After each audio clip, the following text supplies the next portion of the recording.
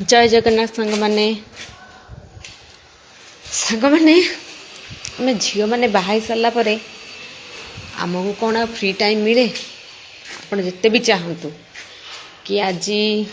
किछि नहीं टिके रिलैक्स ही बसबी सेटा केबे भी हो पारे नहीं। सत कथा गोटे झील बाहर सारा पर ना सब किछि चेंज हो जाए। आप गोटे दिन कौन गोटे घंटा भी चाहिए ना कि मु आज किछि करिबिनी बस निजे निज को टाइम देबी सेटा केबे भी हो पारिबनी।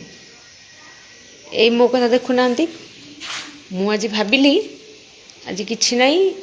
लेजी लेजी फील होची तो टिके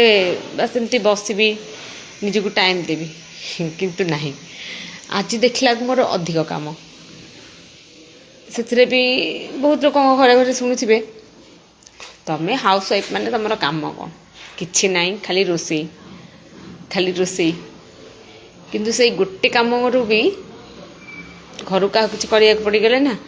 तबे आज मुझे कमटा कर मत बहुत कष्ट होती तो से रोषे दीटा भी करने से कौन करिया पड़े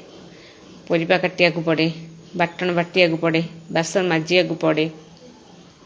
खाई सारा पर समस्त बासन धोइया पड़े